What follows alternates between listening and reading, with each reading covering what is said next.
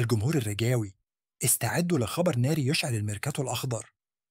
الرجاء الرياضي يفاجئ الجميع ويتعاقد مع واحد من أبرز حراس البطولة، حارس أثبت نفسه وتألق في أقوى المحطات.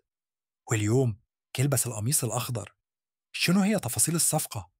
علاش المدرب الشاب كان مصر عليه؟ وشحال دفعات الإدارة؟ خليكم معايا. في هذا الفيديو باش تعرفوا كل شي على الصفقة الجديدة وخبايا الميركاتو ليك يولي سخون يوم بعد يوم.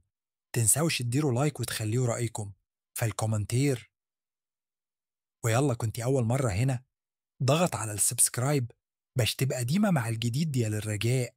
في إطار تحركاته المتواصلة لتعزيز الصفوف خلال فترة الانتقالات الصيفية الجارية، أعلن المكتب المديري لنادي الرجاء الرياضي لكرة القدم عن إتمام صفقة جديدة تهم مركز حراسة المرمى، حيث تمكن النادي من ضم الحارس خالد الكبير علوي قادما من نادي أولمبيك آسفي، وذلك بعد مفاوضات انتهت بتفعيل الشرط الجزائي في عقده.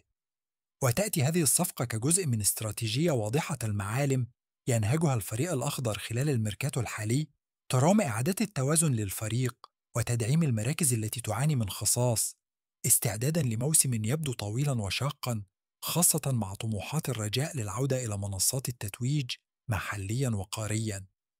وبحسب مصادر قريبة من محيط النادي، فإن قرار التعاقد مع الحارس الكبيري جاء بطلب مباشر من المدرب التونسي لسعد جردة الشابي، الذي شدد في تقريره التقني على ضرورة جلب حارس مجرب قادر على منافسة الأسماء المتواجدة حاليا في الفريق، وضمان حضور قوي على مستوى هذا المركز الحيوي. ويعد الحارس خالد الكبير علوي من بين أبرز الأسماء التي تألقت في البطولة الاحترافية خلال المواسم الأخيرة، حيث بصم على أداء مميز رفقة فريقه السابق أولمبيك أسفي، وساهم بشكل حاسم في تتويج الفريق بلقب كأس العرش على حساب نادي نهضة بركان، وهو التتويج الذي زكى مكانته كأحد أبرز الحراس في الدوري المغربي. وإلى جانب مهاراته الفنية العالية، يتميز الكباري علوي بخبرته الكبيرة في الملاعب الوطنية، فضلا عن شخصيته القوية داخل الملعب، وهي أمور من شأنها أن تضيف الكثير لخط دفاع الرجاء وتمنح المدرب الشاب خيارات أوسع على مستوى التشكيلة الرسمية.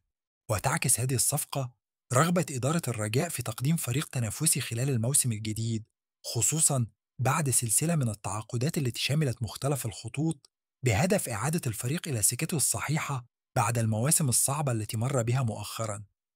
يذكر أن خالد الكبيري ليس أول اسم ينضم إلى الرجاء هذا الصيف، بل يعد جزءا من مجموعة من الانتدابات التي تسعى من خلالها الإدارة إلى بناء تركيبة متجانسة وقادرة على الدفاع عن ألوان القميص الأخضر بكل شراسة.